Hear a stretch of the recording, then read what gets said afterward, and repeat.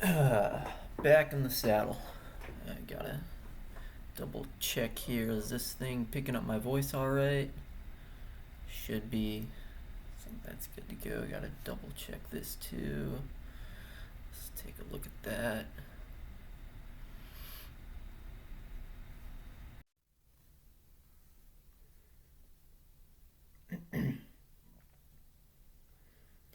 Have you ever woken up in the middle of the night and you're not sure what exactly it was that woke you up?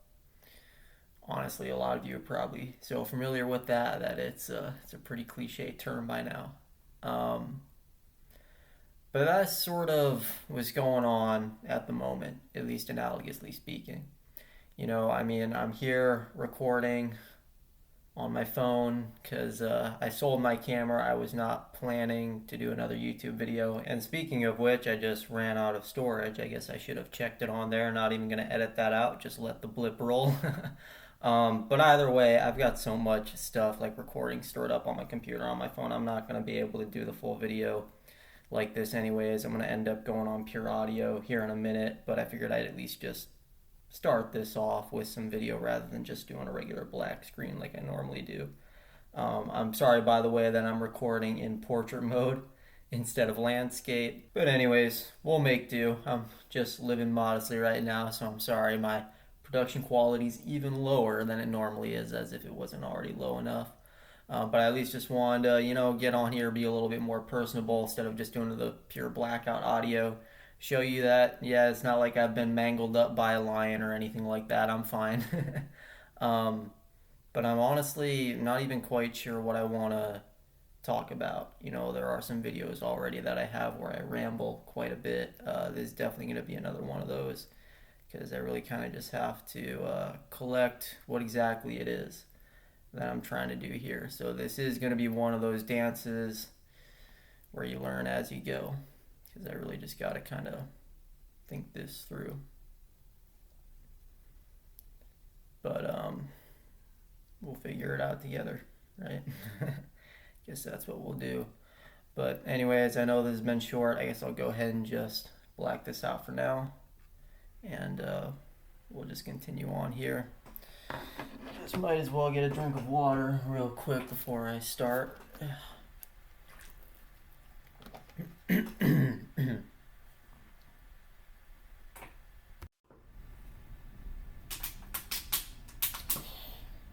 Alright.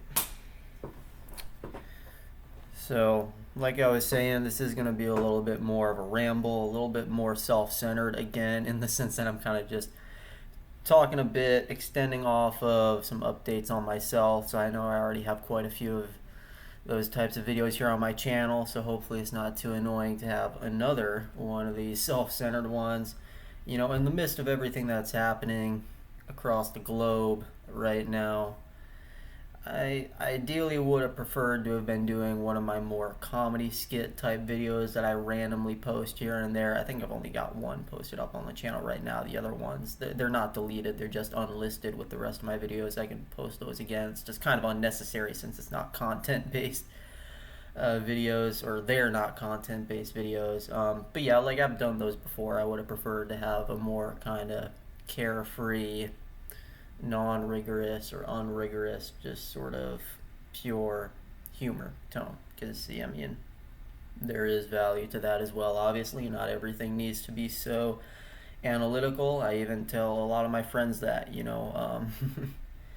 not everything's about being quote-unquote left-brained. I know the whole left-brain, right-brain thing is kind of a myth, right? Like, it's not like those specific regions of the brain factor into those sorts of ways of thinking or not thinking in the case of the quote-unquote right brain tendencies, but I still use them as analogies, right? Because as you've seen from my content, I'm not just a quote-unquote left brain thinker.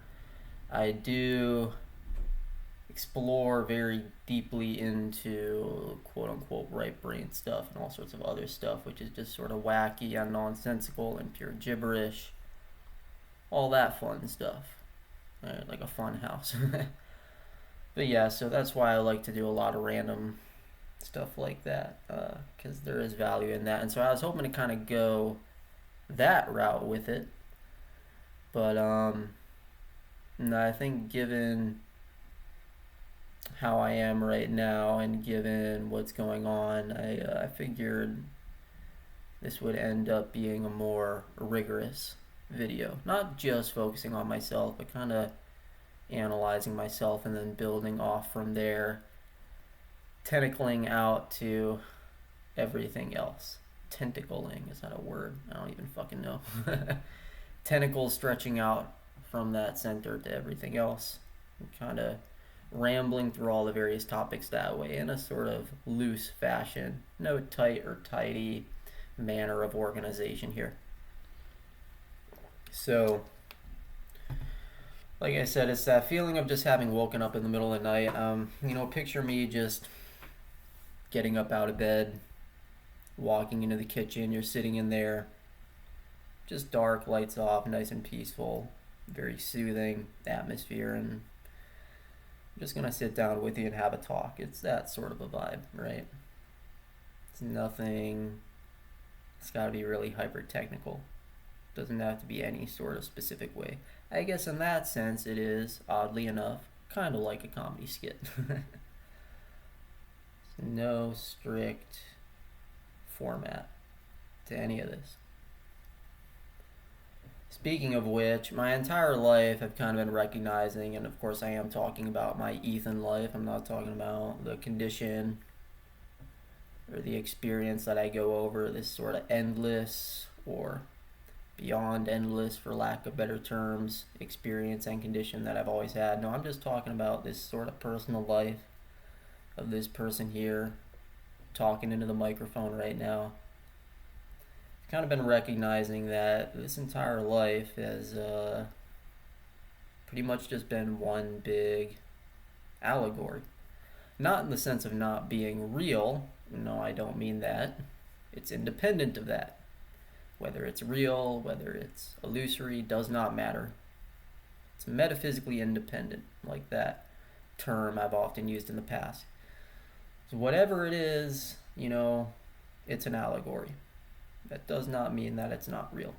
It just means that there's a lot of symbolism laced throughout my life.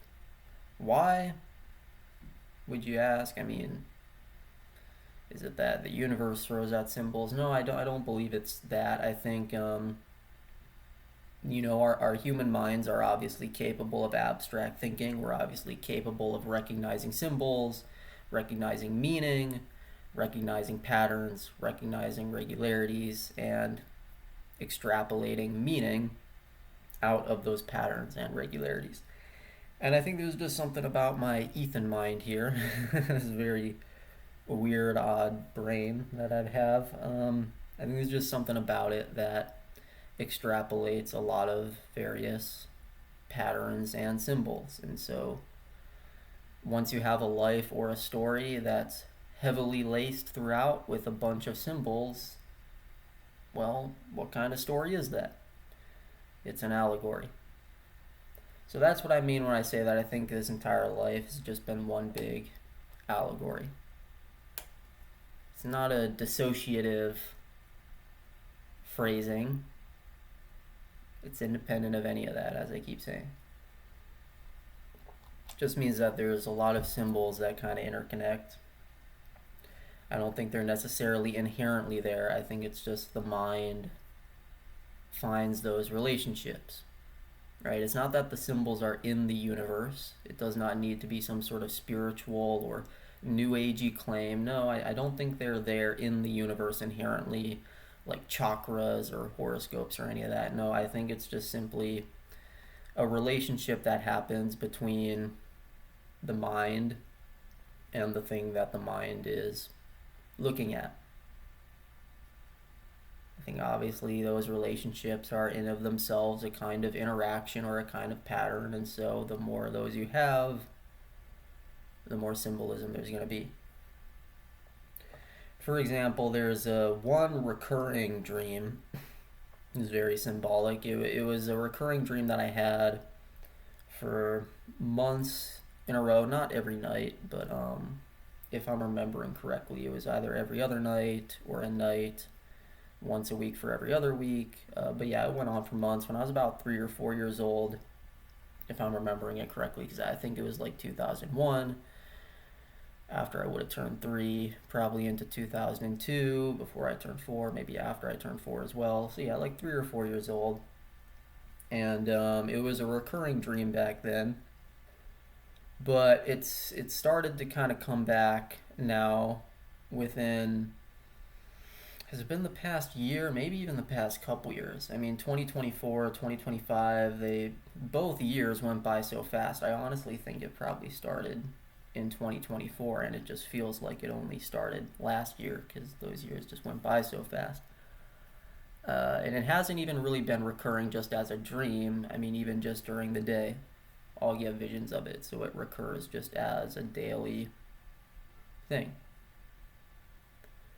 And what that dream was, I was again just this little, really young kid, barely out of that toddler phase.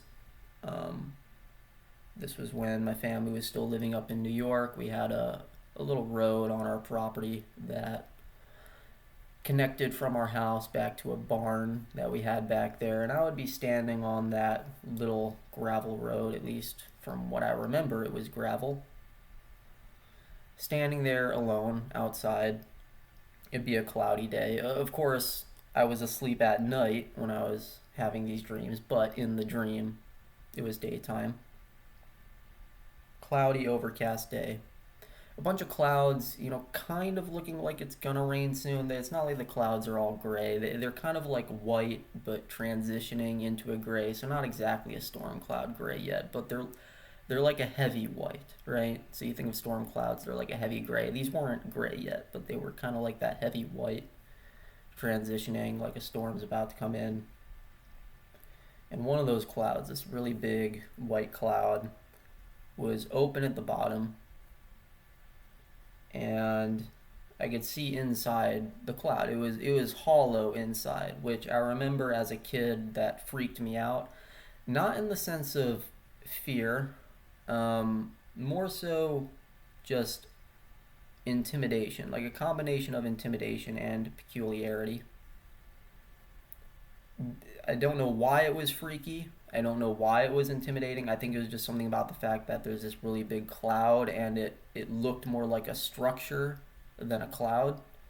Because a cloud, how is a cloud supposed to be hollow inside, right? Like it's clouds are these very amorphous, asymmetrical shapes. There's no real clear outside to them. I mean, obviously there is an outside. I'm just saying that it's a very fuzzy shape with a very fuzzy outside. It's hard to say where a wall would even be, where you would have that wall and then just have it be empty on the inside, but that's how it looked. And I think it was just the strangeness of that. You have this big, almost structural looking cloud, looked very intimidating, and it felt very intimidating. The cloud in the dream actually gave off a very intimidating vibe to it. Again, not fear. It's not like it wanted to hurt me. It wasn't anything like that. It wasn't any sense of antagonism. More so the opposite. More like something deeply misunderstood. Something that was very vast, very powerful, very intimidating, and through that power and intimidation was just deeply misunderstood. So not any sort of intimidation from an antagonistic relationship, but more so just from that. And as this cloud was open and hollow inside, there would be a long ribbon that would stretch all the way down from the inside. So all the way down from up in the sky, down low enough where I could reach up, like really extend myself, arm up in the air, kind of almost getting on my tippy toes, and I could grab the end of this ribbon. It was a red ribbon, really long, not wide, right? Obviously, it was long enough to extend from the sky, basically almost all the way down to the ground, but it was the width of just any old ribbon. And I would grab for this red ribbon, and there would be a sense of connection, that almost this sense of, no matter what happens in life, this will be here. This will be a sort of, for lack of better terms, invariant, a constant. And that really is for lack of more sufficient terms, that this would be a constant. Now, what is this?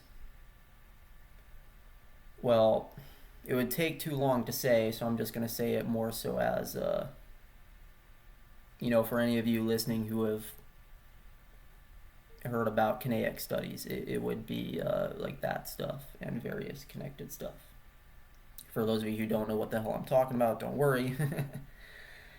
If it's important, you'll hear about it eventually, so it doesn't have to be rushed. By the way, I am still taking sips of water as I sit here, so if you hear me pause and gulp, that's all it is. But yeah, it was that stuff. That stuff would be a constant. It would be there.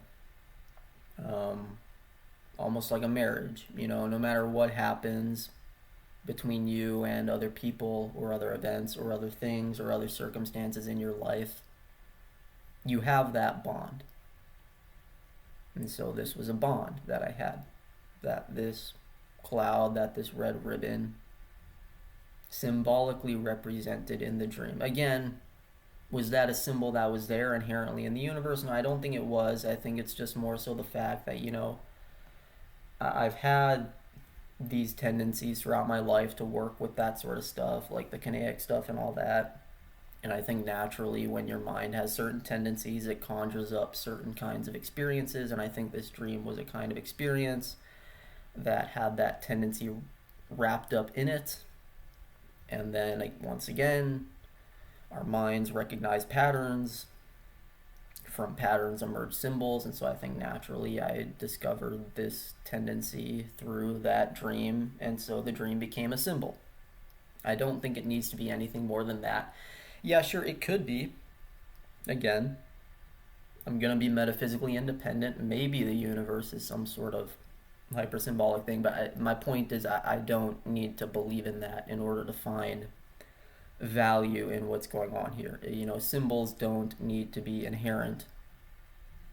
They can be self-made. Why do they need to be anything more than that? There's still some kind of value there. There's value in all the subjective preferences and feelings you have. Those are not self-made in the sense of being consciously or deliberately made, but it is stuff that you find meaning in and of for itself, right? So that's what I mean. Stuff can still be tangible in some sort of context, even if that's the context. So that dream has really kind of become more of a defining feature of my life now over the past couple years. So I've really started to recognize some things about my life more heavily in the past couple years. And see, this is why this video is going to turn out so rambly, is because there's so many different points here that I could start to discuss what I'm even trying to say. Again, I still don't even know what it was that analogously woke me up. So where do I even start? When you wake up in the middle of the night and you don't know what it was that woke you up, okay, you're up, so I'm up, I'm here, I'm talking to you now. What woke me up? Maybe we should back up to that for a second, since, like I said, there's no clear organization to this recording. Let's step off from myself and my life for a second and just look at that. Why am I here? Why am I back on YouTube? Why am I back on a public internet space? I kind of didn't really plan on doing anything public anymore, and of course I say public, it's not like I have a large channel. Very small channel. Yeah, it's over 1,000 subscribers, but in internet terms, that's a very small number. But to whatever extent I can call my content public, I didn't really plan on doing anything public again. So over the past couple years, I've kind of just been focusing on the stuff that cloud in the dream symbolized, these tendencies. And like the cloud, that stuff is it's very peculiar. It's not easy to interact with. It takes a lot of time, it takes a lot of commitment, and it's not about people's willingness or unwillingness to interact with the cloud. No, the reason that the cloud is so peculiar and so uninteractable is simply because people have their own lives, right? Like you would practically have to obsess over this stuff to really delve as deeply into it as I do getting an interest out of it. It takes a lot of time. It's not just about commitment and willingness, it's just literal time. The time it takes to look at that stuff. It's a lot. You know, the stuff I talk about here on my channel, it's barely even the prereq to that stuff. And you look at how in depth the stuff I have here on my channel is, even just in the rambly videos that I do. So now you got a picture of what sort of time would it take, what sort of resources would it take to look further down that path. It takes a lot. You know, I see a lot of gurus here on YouTube. They'll kind of look at the person. Hey, you know, it's your responsibility. You're either going to commit to this or you won't. If you really care about it, you're going to find a way to commit. If you really don't care about it, well, you're not going to find a way. So if you can't find a way, that's on you. I do not have that luxury.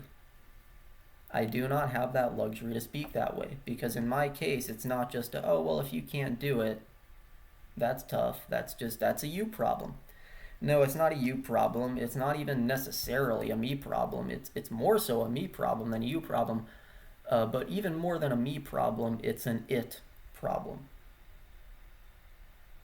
The amount of time it takes to work with it. That's what makes it so hard. I mean, that was another sense that I would always get from this dream, and that I still get from the dream and the corresponding visions even now, is it really was like a marriage, in the sense that this red ribbon was for me, in the sense that at least I have the time. Through no fault of my own and through no fault of other people's, I've got the time. Why do I have the time? Well, that's another point on the circle that I get started at, and that this would kind of ramble off in another direction. So this is a very non-linear recording that I'm trying to give here through this conversation. It's very hard to start from one point and get to the other points, because we could just keep combinatorially going through more points to get to other points. So I'm not going to focus on that yet. Maybe not even throughout this entire recording, but I guess the point I'm trying to make is I've been doing that more purely throughout the past couple years, and so that's why I didn't really see a reason to upload publicly. But now here I am, public again. This is why I'm saying I woke up. When I say I woke up, I'm not saying, oh, I'm awakened, I'm enlightened. I'm not talking about some sort of spiritual thing here. It's much more mundane, much more boring than that. I'm saying that I was slumbering, I was asleep, I was not on the internet, I did not have any online activity, at least not in a public sense. I was gone. Now I'm active again. Now I'm awake. And I feel like I should be awake. Why? I don't exactly know. Like I said, I've just been focusing on the other stuff. Why do I feel like waking up again? Why do I feel alert again? You know, you sit up in your bed after you wake up. Why am I alert? I was just dead asleep. What woke me up? What alerted me? I'm going to try my best to word this. I'm going to try my best to word what exactly it is that's got me on alert. And when exactly did it even start? I'm not even entirely sure of that, but I think there's at least a fuzzy boundary point at which it started. I mean, starting last year here in the US, obviously it's been big news around the world. The stuff going on in our country here. The US is a global superpower. It's the most powerful country on the planet currently. The stuff that happens here deeply affects the globe. We are not an isolated incident by any means. We're not a small enough, powerless enough country for anything that happens here to be an isolated incident. Or at least, not for all this stuff to be isolated incidents. We're starting to see more, I don't even know if I can say more political violence. There's always been political violence. It's obviously been a thing throughout history. People will say, oh, the political violence is getting worse. I don't even know if it's getting worse. It might be, I don't know. I would have to look at statistics. But even if it's not getting worse in a strict numbers sense, it is getting more, what's the word? What's the word I'm looking for? It might even be the word that woke me up. I don't know. But like what's the word that I'm looking for? It's not, it may or may not be getting worse. We can say that, right? Regardless of whatever's the case there. We can look into that later. Is it getting worse? I don't know. But whether it is or not, it's getting, I guess I just have to describe it visually. In the past, political violence has always been obviously a matter of division, in some sense or another. There's a gap or a gulf between each side. The side committing the violence and the side being victimized. There's obviously some sort of disagreement or conflict, or one side doesn't like the other, or both sides don't like each other. There's always that gap, there's always that gulf in between, with maybe some exceptions to what I'm saying, but in general.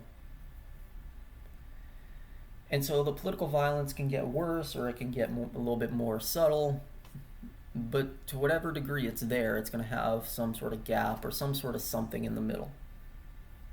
And so I don't necessarily want to say that the political violence is getting worse. It's just that whether or not it is, that gap in between is getting not only wider, it's not even that it's getting wider. So I'm looking for another word here. It's not that it's getting worse. It's not that it's getting wider. It's that it's getting deeper. That's the word I think I'm looking for. It's getting deeper. Why does that matter? Well, what would it mean for the gap to be getting wider? Well, we already know what it would mean for the political violence to be getting worse, so I'm not even going to talk about that. You already know what that would mean, right? It's getting more brutal, it's hurting more people, or it's hurting a number of people to an even larger extent of injury or death. That's what it means for the violence to get worse. So I'm not going to talk about that. Instead, let's look at what it would mean for the gap to be getting wider. For it to be getting wider would mean that there's more of an inability to communicate, more of an inability to understand each other, right? Almost like you start to get closer to speaking two entirely different languages. I do not think that is the case either. I do not think that the gap is getting wider. Why? Because we live in a hyper-global, hyper-digitalized world. We have found ways to communicate with each other far more efficiently than past generations in history ever had available. So I really don't think that it's that we're starting to speak different languages. I don't think that's it. I do not think it's simply that the gap is getting wider. What I really think is that the gap is getting deeper. And that's a whole other animal. What does it mean for the gap to be getting deeper? We're not misunderstanding each other, at least not any more than past generations in history have. We're actually understanding each other quite well compared to past generations in history. All the digital tools that we have, all the higher quality education we have at our disposal, to learn how to communicate with each other and explain our various concepts and ideas and beliefs and values to each other. I think we're getting better at that. So it's not that we misunderstand each other. No, I don't think that's it. I think it's that what people are valuing in reality itself. You'd say ontologically. Now, again, I'm not much of one for metaphysics or ontology anymore. I like to be metaphysically independent, as I keep saying. Along those lines, you could just rephrase that as I like to be ontologically independent, but I think there's this sense in which people's divisiveness between their values are getting so hammered in to their worldviews and their epistemologies that they're basically getting baked into the very fabric of how people look at things ontologically. I think that is what's going on. Why is that happening? Why is it that the nail is getting hammered in deeper, even if the gap is not getting wider and even if the political violence is not getting worse? I think a lot of the reason why is because, again, we've never had our globe be as connected as it is now. That has not happened yet throughout human history or any kind of history, at least not that we have evidence for. I'm not a conspiracy theorist anymore. I don't really believe in any of the ancient civilization talk like I used to. But at least as far as the evidence goes, we've never been as global as we are now. So see, in the past, if you had a certain belief system or a certain ontology or a certain way of looking at the world or a certain way of thinking about things, like a certain epistemology, a certain way of going about discovering facts and analyzing knowledge and finding truth, if you had those things, you could only go so far with it. You could only build up so much of a dome around you. So much of a dome that reflects what you think the world is. Because back in the ancient past, we did not have videos where people could create, like, let's just say you believe that UFOs are, or UAP, let's just say you believe that they're like alien craft.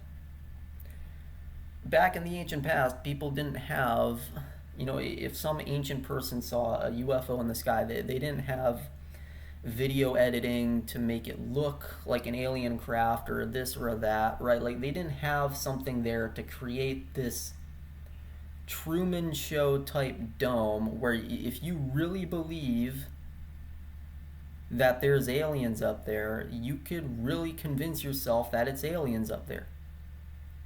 Nowadays, all it takes is just to go on YouTube. The internet algorithm will take care of it for you because it's already going to feed you your own beliefs back to you.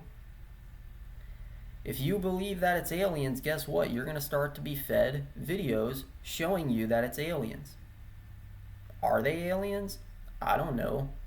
Even if they're not, you're going to start to see that they are. You're going to start to get this dome built up. It's going to get built up so well, you're almost literally going to see the world that you believe in, even if it's not the actual world. And yeah, there is a kind of analogy here that makes reference back to movies like The Matrix, but I'm not even going to go there. I'm not talking about some sort of simulation theory. I'm just talking about the pure fact that we have ways to make things look like what they're not now. And that has not just been starting to be the case with AI. Yeah, it's becoming even more so the case with AI, but it's been here throughout the past couple decades. It's been ramping up. Even earlier than that, the 20th century, we started to gain some of these capabilities to really just make things look a certain way. It's not just about video editing either. I'm talking about, for example, if you just go into an online forum, don't even share videos, go into an online forum, now you can connect with thousands or millions of people across the globe, which, again, ancient people could not do. You've got all these people on these forums starting to feed you quote unquote evidence, quote unquote arguments, quote unquote supporting facts, and all of this works exactly like the videos. It's just that it does not work visually. The videos do it visually, but the quote unquote arguments and evidence, they do it in a way that, sure, it may not be visual, but it still gets the same exact job done. And so the dome continues to get built. You get built into this world where things really start to look that way. And so that's what I mean when I say that the nail is getting hammered in deeper. There's not a widening of the gap going on, there's a deepening of the trench going on. We can understand the other side of that trench quite well. We can talk to them. Hey, wave, we can see you, right? Hey, yeah, I understand what you're saying, but sorry. What you're saying is obviously wrong. You know, you're a skeptic. You don't think UAP are aliens, da da da. Well, I'm over here. I'm seeing all sorts of shit, right? Like, it's the depth of the trench that is worse than ever. And that's what's so eerie about it, is we can talk to each other, we can understand each other very well now, precisely because the gap does not look wider than it's ever been at any other point. We can understand each other very well, but whenever you walk up to a person, you shake their hand, you look them in the eyes, those eyes aren't living in the same world as you anymore. They're not seeing the same things. They're not convinced of the same things. How does that become dangerous? Because we hear this all the time. We all heard this growing up. It's okay to have disagreements. We just agree to disagree. Yeah, to an extent. To an extent. There's lots of areas. There's tons of areas. There's a huge variety of areas in which not only is it okay to disagree, it should be encouraged. Why, for example, why should everybody in the world agree on what the best flavor of ice cream is? Why should everybody in the world agree on what the best genre of music is? Let's go even deeper than that.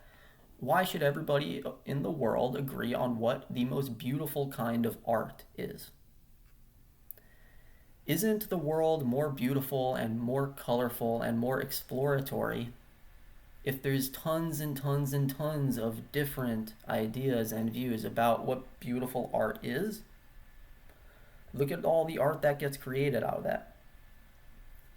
So see, yeah, there's tons of areas, potentially an endless variety of areas in which it is okay and even good to disagree. But when it comes to something like, how many people walked across the Oklahoma state border last year? Or I should say drove across the Oklahoma state border. I live in Oklahoma, here in the United States. How many people drove across the border last year? Recognize something.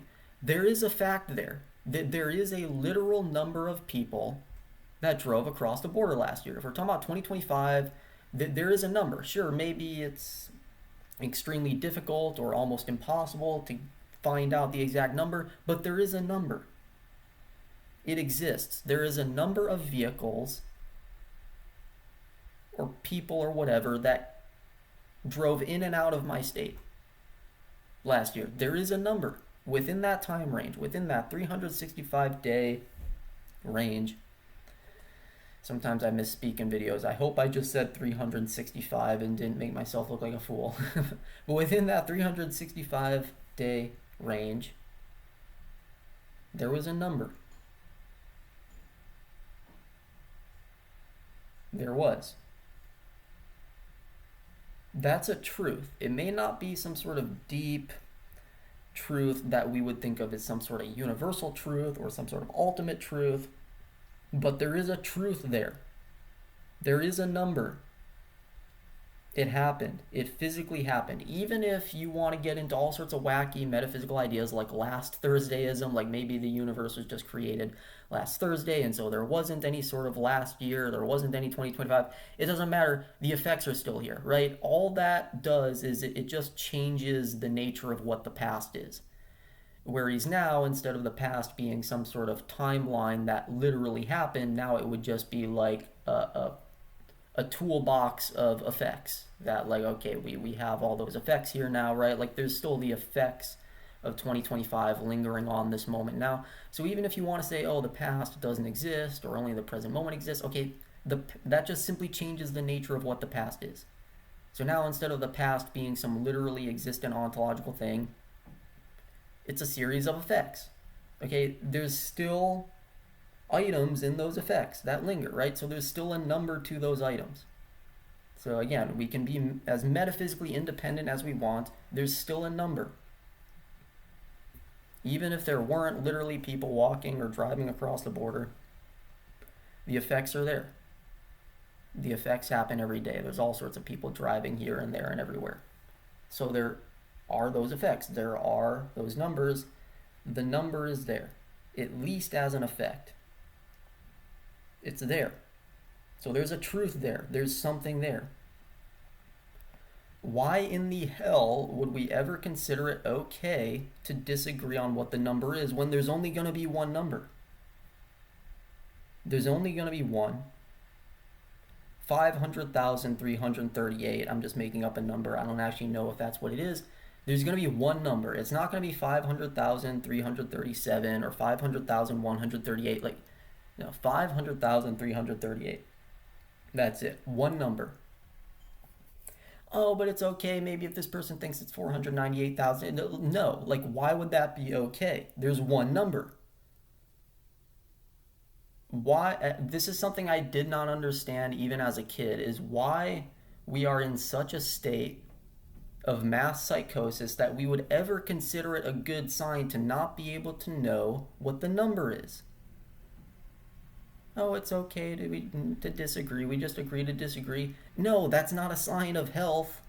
That's a sign of delusion. Our minds are not there. We don't have our heads in the game. If we can't even figure out what the world we live in is, and what the number is, and what's happening, and what's going on, it's literally just what's going on. If we can't figure that out, no, that is not healthy. See, this is where we need some nuance, is that as much as there's a huge, potentially endless variety of areas in which it is okay and even good to disagree, there's also a huge variety of areas in which it is okay and even good to agree. And in fact, areas in which we should agree. Because if we can't even agree on the number, what are we even doing? I'll tell you what we're doing. We're living a lie. If the number is 500,338 and you're living in some sort of dome where it's 498,136, you're living a lie. That is what I simply could not understand as a kid. I mean, obviously I could understand it in like a literal sense. Like I understood why people would say it, but I meant in a more emotional or colloquial sense. I could not understand why this was considered okay to be living in a lie. Why was it ever considered okay to just simply agree to disagree and move on without recognizing, hey, one of us or both of us are deluded? That's not good. We should take care of that. Now, see, it's one thing if we just simply cannot figure out the number, right? We're not going to be able to figure out the answers to all the questions. That's fine. But that's not what we're doing. We're not just saying, oh, there's some question here that we can't figure out the answer to. We do it a ton, even with questions where we're very capable of finding the answers. We just throw our hands up in the air and we don't care about truth. That's quite simply what it is. We do not care about truth. We care more about agreeing to disagree than we do about the truth.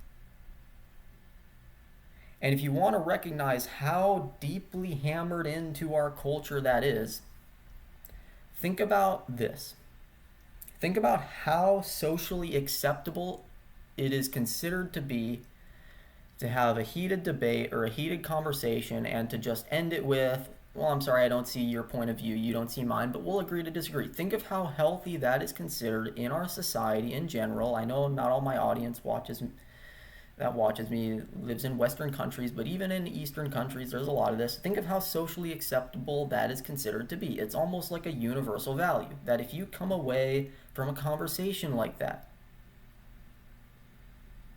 and you just agree to disagree, that is, oh, that was a mature conversation, it was fine, it ended on good terms, they're both very healthy, very mature people. You've seen that, right? Like, that's not just me. That is all over the place. Like I said, it's a universal value. Now think of the opposite. Think if you were to be like me, talking like I am here right now. At the end of that conversation, you go, nope, somebody here is deluded. I'm deluded, you're deluded, or both of us are deluded. Those are the only options we have available. No, let's not sit this here. I'm not just going to accept you walking away. Let's sit here until we figure this out.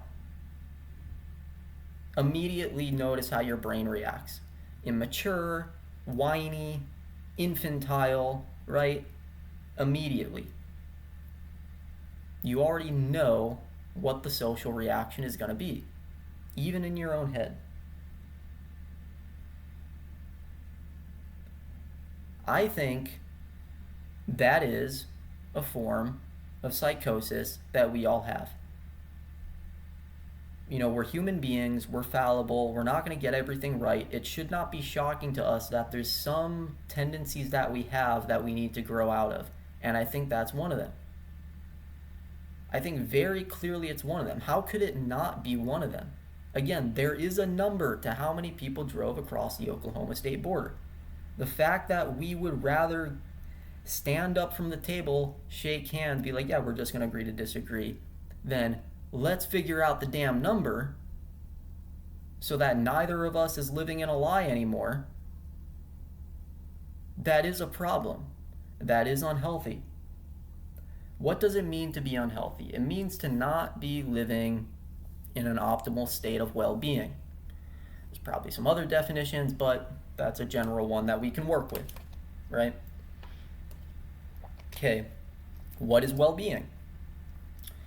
Well, there's lots of things people could throw out depending on their preferences. Again, we can disagree about flavors of ice cream and beautiful works of art. This is one of those areas where it's fine to disagree simply because not everybody's going to have the same sense of well-being, right? Not everybody's going to enjoy the same activities.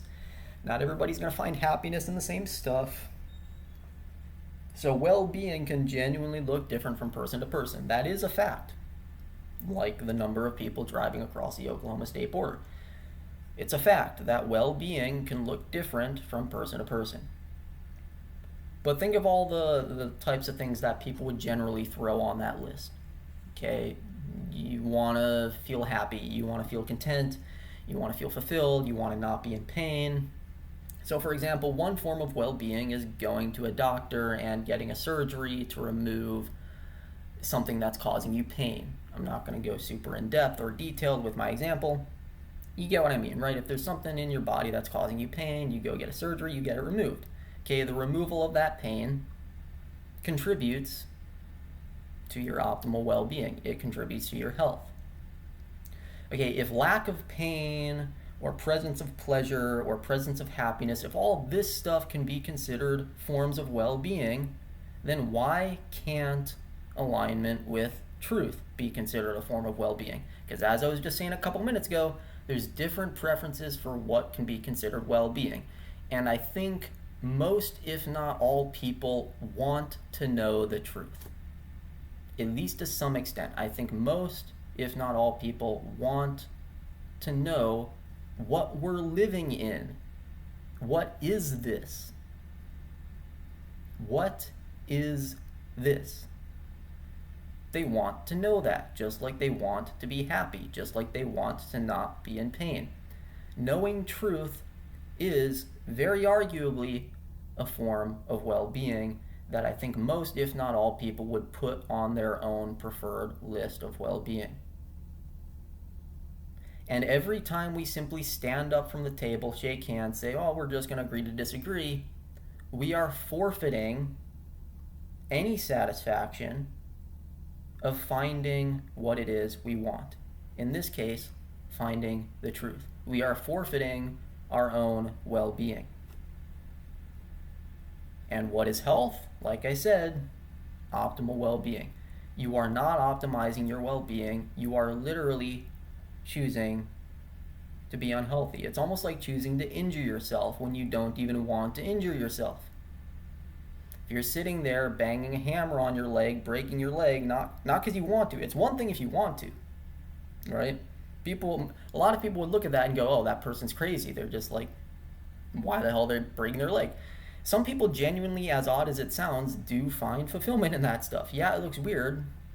I mean, this is something I've even talked about with the couple of psychologists I've had sessions with. Like what is well-being? Well, to a large extent, you kind of have to define that yourself. If you genuinely enjoy feeling that pain from that hammer banging on you, okay, you're signing the waiver yourself. If you're okay with the surgeries that need to come after that, or if you're okay with not having surgery after that, if you just genuinely enjoy the pain or the activity of banging a hammer on your leg, nobody can really tell you that that's wrong. Nobody can really tell you that you're being unhealthy or delusional. In fact, ironically, you're being healthy. Now, that's not going to be healthy for other people who don't have that preference, but that's, again, why well-being is going to look different from person to person, at least to some extent. Right? But now, picture another case. Picture somebody who's banging a hammer on their leg and they don't want it. They're sitting there screaming in pain. Ow, ow, ow, make it stop. No, I really don't like this. I don't like being in pain. What's happening?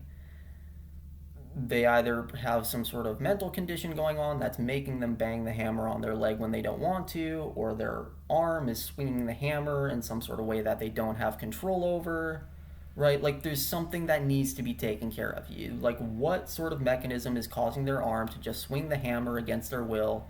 What sort of mental condition is causing them to do it against their will? Like that is unhealthy. At that point, it is genuinely unhealthy because you're injuring yourself without any consent or any wavering going on.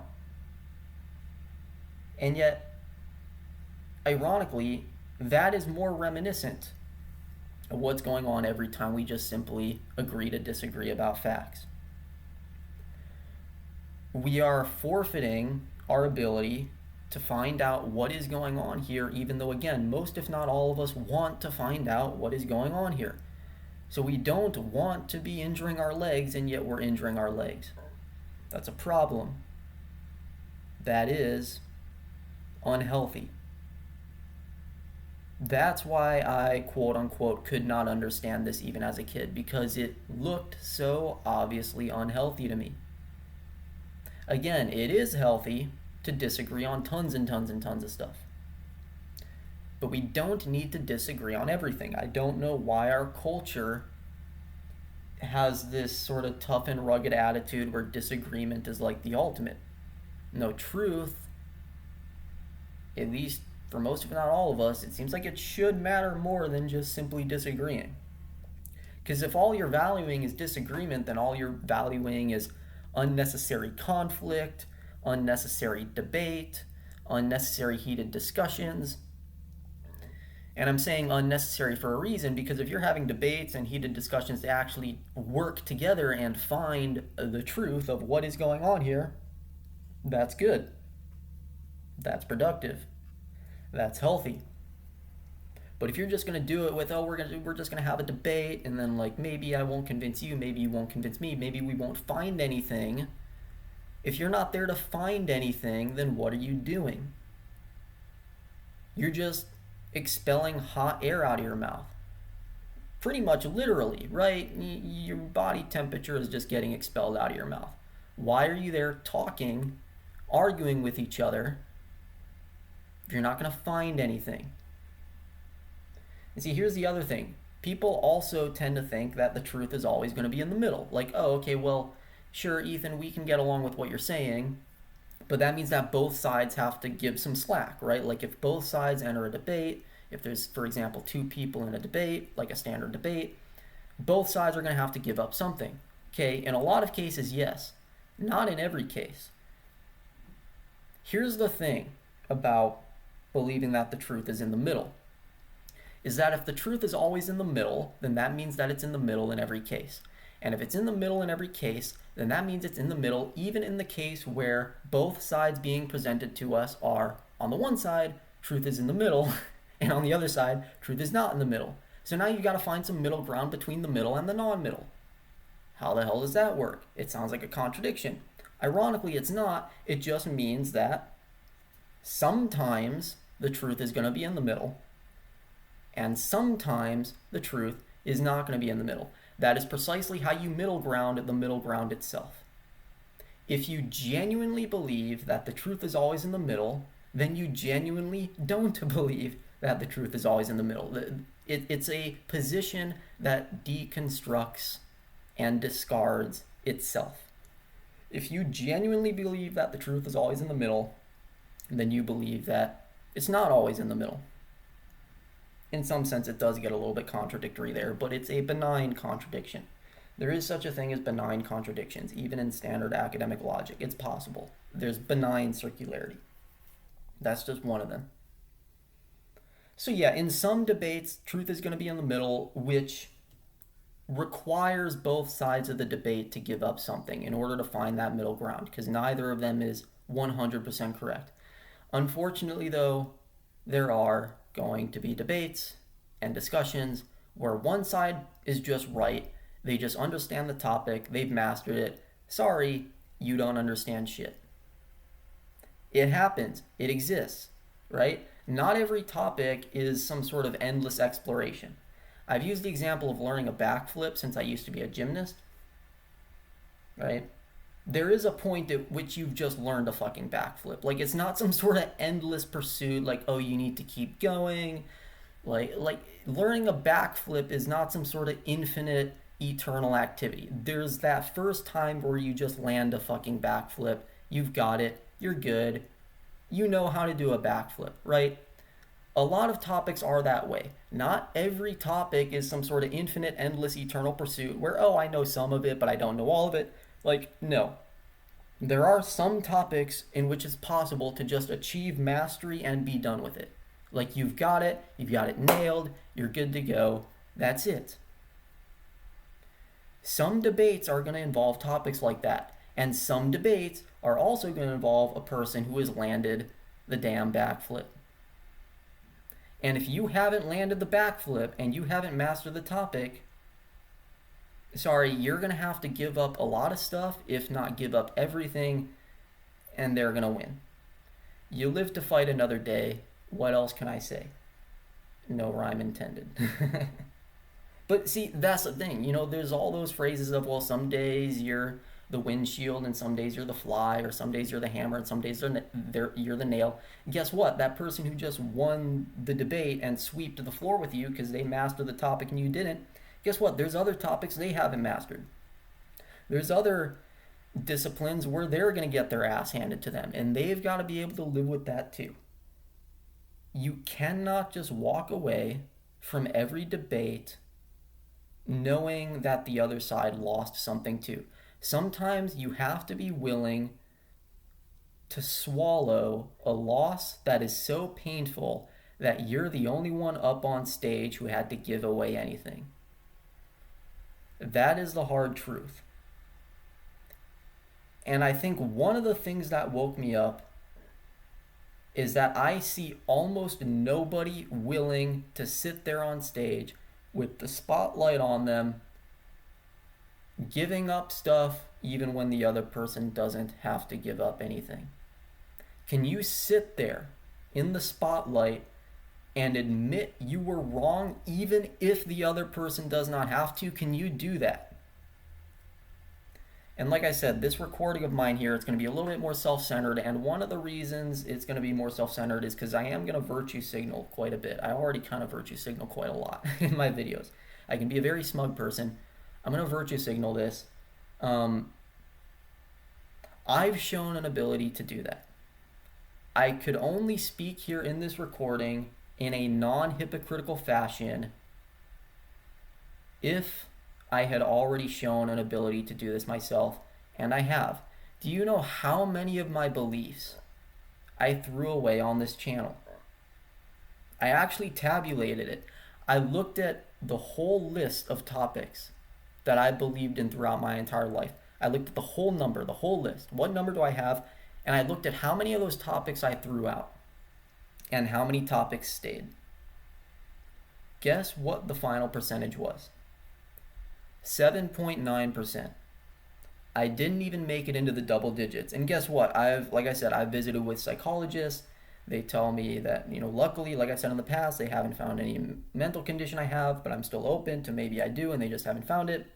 But luckily, to their credit, they made me feel good that I'm a very intuitive person. Now, intuitive does not mean like psychic, right? We're talking just a standard definition of intuition. Like, being intuitive just means you can quickly and almost instantly grasp certain kinds of topics. Not everything, just certain kinds of topics. I'm very intuitive.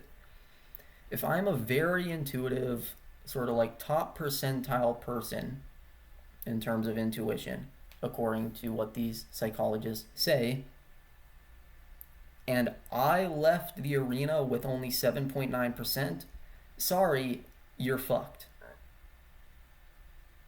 If I only get to keep 7.9%, again, I'm going to virtue signal here. I realize I'm being kind of narcissistic. A lot of you listening to this are going to leave with probably not even 1%. Can you sit there and give up over 99% of your beliefs? And I'm not just talking about like my audience watching this video. I'm talking about probably a lot of the people you even look up to. Given that I used to be more of like a spiritual teacher, I'm obviously not anymore. Obviously, I've interacted with people like Leo Gura, who I've talked about, Peter Ralston.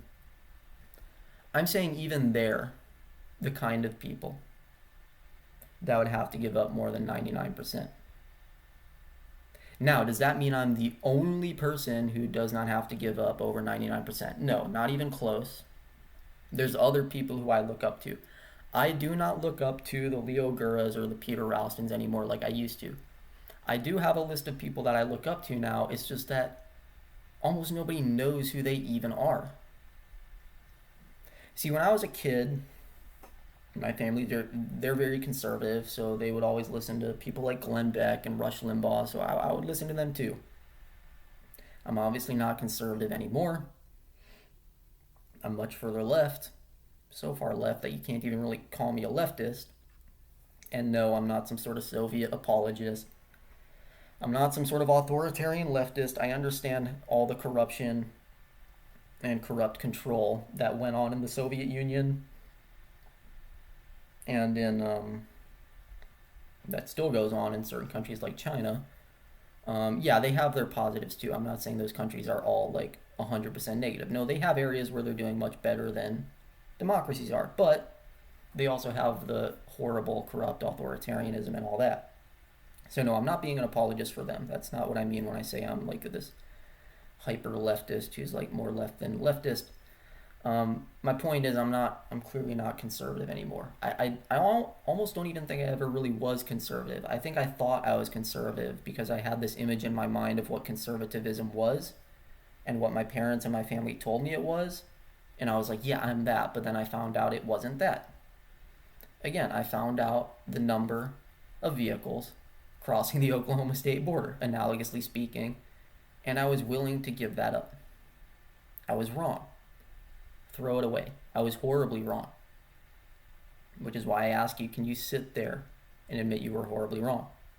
And see, there's other topics where I was so wrong, it wasn't even just a matter of changing perspective. No, I literally was that way before, and I literally had to change. It wasn't just like, oh, I was never really a conservative.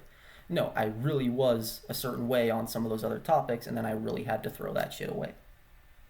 Anyways, back on point here. Like I said, I'm rambling a lot in this recording. My family's very conservative, so growing up, I would listen to people like Rush Limbaugh and Glenn Beck. You might ask, Ethan, how could you not figure out what conservatism was? Listening to Rush Limbaugh and Glenn Beck, well, again, you're viewing things through a very idealistic, childlike mind. You're not exactly going to catch all the social nuances that adults see, so you're kind of seeing the ideal image of how they're describing their own position rather than reading in between the lines of what their position actually entails. So I thought that Glenn Beck and Rush Limbaugh and all these people were different kinds of people than they actually were, and I thought their positions were different kinds of positions than they actually were.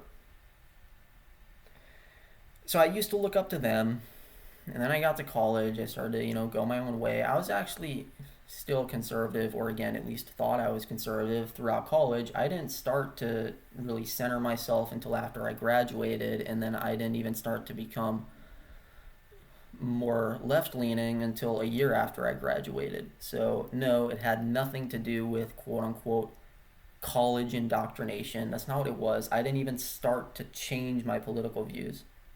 I didn't even start to reinterpret what my political views were until after I graduated. So I still kind of looked up to conservative figures like that in college. It's just there was an overlap period where I also, of course, started to learn about people like Leo Gura and Peter Ralston. I started to study their stuff, and I thought I had a lot of similarities to them. Not anymore, though.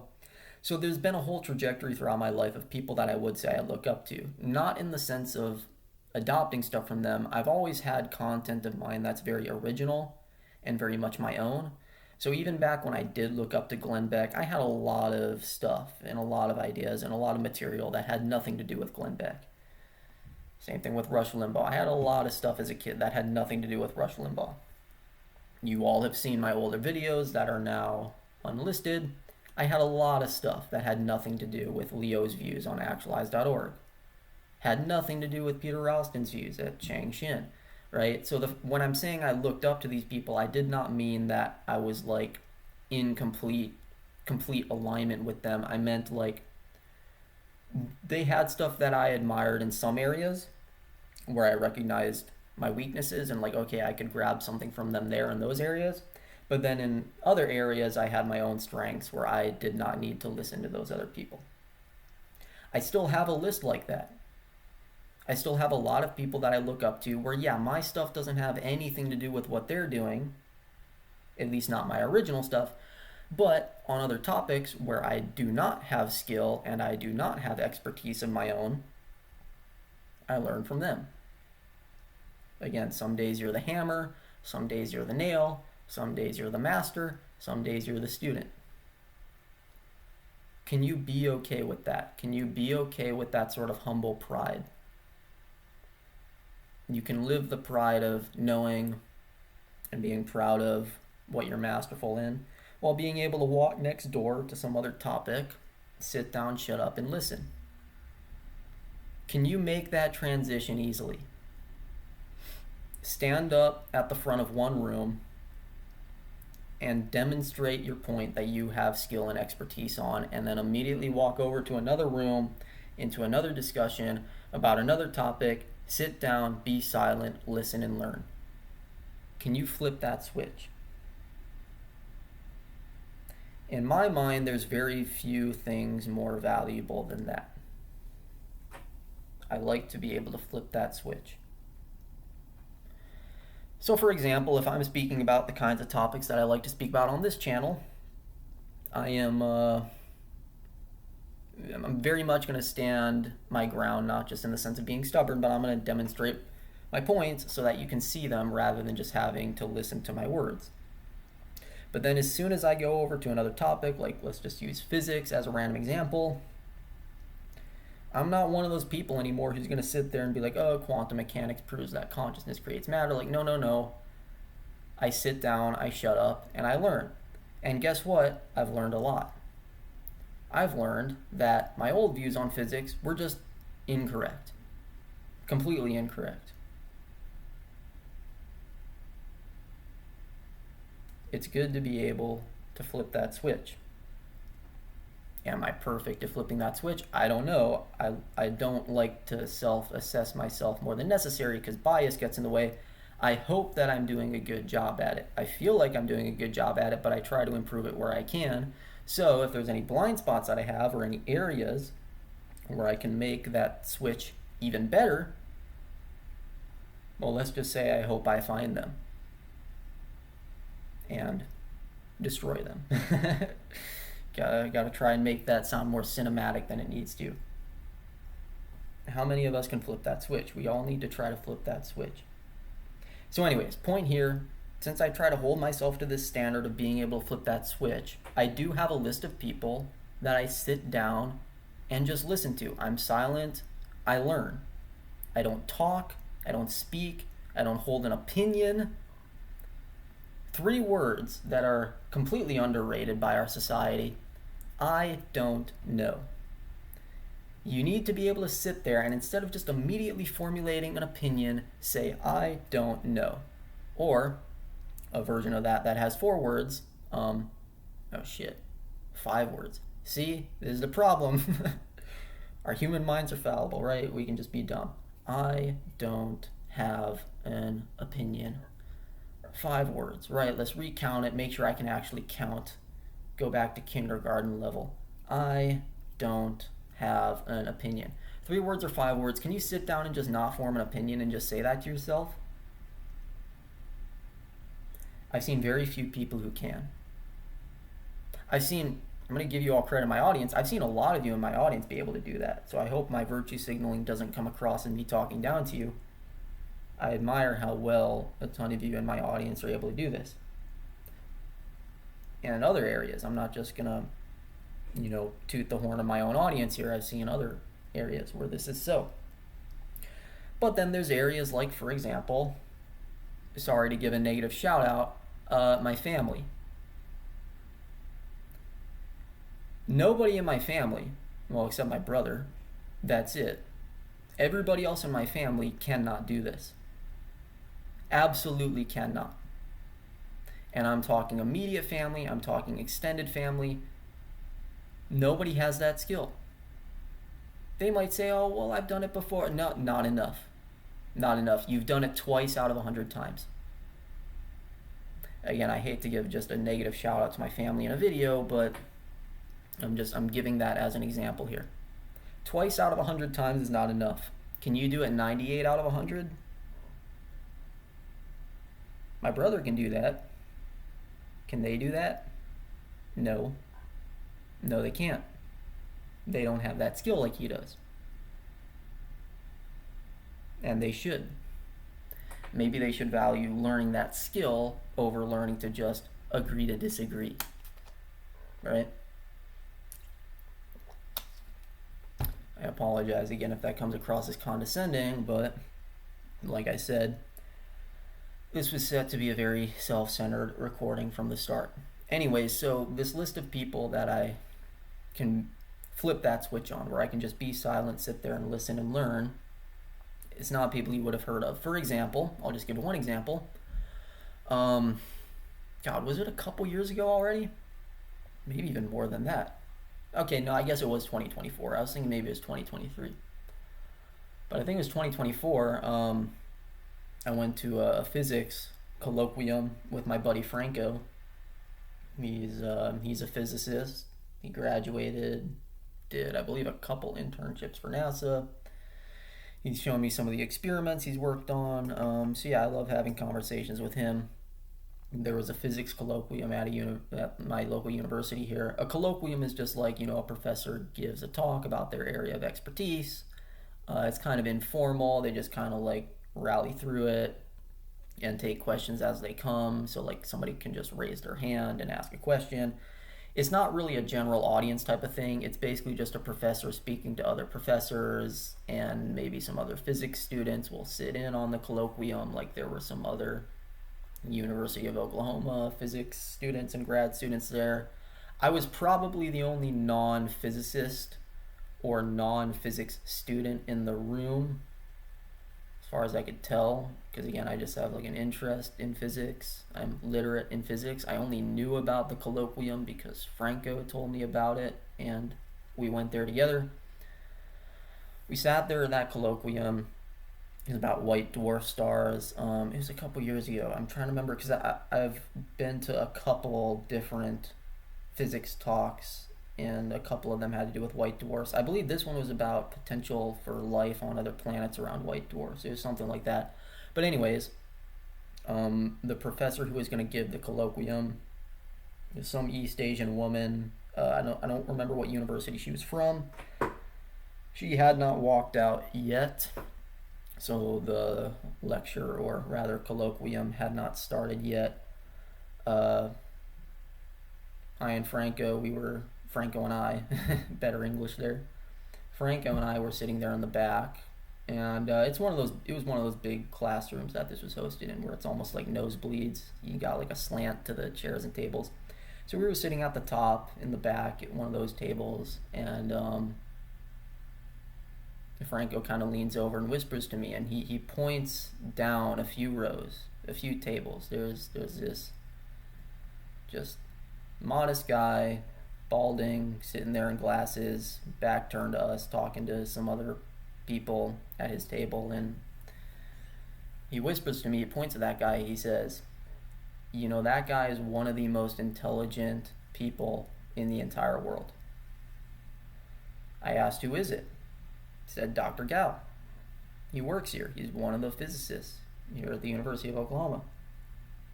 Now, University of Oklahoma, our university is not an especially good physics department. You know, I mean, you think physics departments, the good ones would be like Stanford, maybe John Hopkins. Yeah, it's like universities like that. Like our university isn't like some especially good physics department, but that guy there, I had never even heard of him. I went to this university. I had never heard of this guy. Why is it that we hear about all the people like Glenn Beck, we hear about people like Rush Limbaugh, we hear about people like Leo Gura, if you're into a little bit more of a niche but still a large audience? Why is it that we hear about all these flashy people, and yet we never hear of somebody like Dr. Gao? Because I looked into his work after that, after learning about him, and I can see why Franco, a fellow physicist to Dr. Gao, would say that about him. Here's this guy who just sits down, aims his nose down at the ground, and does the work. He doesn't have a podcast, he doesn't have a radio show, he doesn't have a YouTube channel, he just does the work. Maybe he's written a couple books, maybe he's written a couple textbooks, yeah, he teaches classes, so it's not like he's silent, it's not like he's just some hermit sitting in a cave somewhere keeping his skills all to himself. No. But he's not this flashy public phenomenon. Why? Well, because he just does the work. Those are the kinds of people that I look up to now. I do not like the Glenn Becks. I do not like the Rush Limbaughs. I do not like the Leo Guras. I don't even like some of the more niche people. I'm just using Peter Ralston and Leo Gura as a couple examples. There's tons of other spiritual teachers out there, so I'm not like picking on those two. I'm not even just picking on Glenn Beck and Rush Limbaugh. I'm just giving 4 measly examples here. There's lots of people I used to look up to in that way who I don't anymore. I don't look up to those kinds of people. Now, does that mean I do not look up to any people who have large audiences? No, there's a couple people who have large audiences who I still like to listen to, right? John Matter, I don't know if you would know who that is. I mean, that's just one example. Robert Sapolsky, I like his work. You might be like, Ethan, what the fuck? Why do you like his work? Just given the nature of my content, you might wonder where the hell the overlap there is. It's a long story, but yes, there is overlap. So yeah, there's people like that who are definitely known by a large number of people. So I'm not saying that having a large audience is inherently corrupting to a person's content. I'm just saying that it seems to be a tendency that most of the people who just sit down and do the work don't have large audiences. Why is that? Well, we can speculate, but I would wager it's because if you're really heavily doing the work, you do not have as much time to put into building an audience. Therefore, it is statistically less likely by definition for you to ever build up a large audience. Therefore, it's going to be a smaller percentage of those people who ever get a large audience. So if you look at the whole population, like the whole sample of people who are, as I say, putting their noses down and doing the work, it is statistically less likely for any one of those given people to build a large audience. And so how does that map out to the broader sample? Well, it means that a smaller percentage of them are going to have a large audience. So there's still going to be some of them that have a large audience. It's just that most of them are going to be like Dr. Gao. Or unless you have somebody who's a friend of yours who's in the know, so to speak, sitting there like Franco, who bothers to lean over to me and whisper to me about who that guy even is, you would never even know they exist. And it can be on something like physics, but it can also be on other topics as well. But then, yeah, you're going to have a large audience for some of them, a smaller percentage of them. And then if you look at the people who are not doing the work, so to speak, they're not working as heavily, they have more time to focus on just building up an audience and being flashy and marketing and doing this and that. So a higher percentage of them are going to have a large audience, which unfortunately sucks, because it means now if you look at a different sample, such as the sample of people who have large audiences, it's more likely that they're not going to be doing any sort of rigorous work, or at least not as much as they should. So it's not that I'm viewing myself in this way of being like the only authority on truth. Not any means, not even by far. It's just that the people I look up to now, I almost can't even really give a list anymore because most of them are not known about. You're not going to know who they are. You're not even really going to be able to engage with their work unless you're, let's say, literate in the topics that they have expertise in. Like, I'm able to read physics papers to some extent because I'm at least literate enough, but obviously most people aren't literate enough to read that stuff. So in Dr. Gao's case, not only would you have not known about him before I talked about him in this recording, you probably don't really have enough studying under your belt yet to even really read and admire what he's doing in his work. So I almost can't give the list for that reason, because most of the list is going to be just like a black hole. Like, who is this person? What are they even doing? But make no mistake, just because I can't name names, I mean, I did name a couple names, but just because I can't name names to the same extent that most other people can, doesn't mean that I'm sitting here believing myself to be the sole arbiter of truth.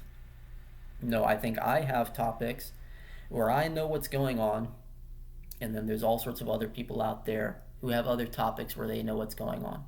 And I like to flip that switch and be able to talk about what I know, walk over, sit down in front of them, and let them talk about what they know. That's how my list works. That's how I engage with it. Just because I can't name names doesn't mean it's not there. It's just that now my list no longer includes a lot of the people that many of you would think should be on that list. Like a Peter Ralston or this or that. So I look up to the people who just do the work, even if they're just average and they're not known. You want to know who my personal hero is? Ironically, I think I've only been asked this question once.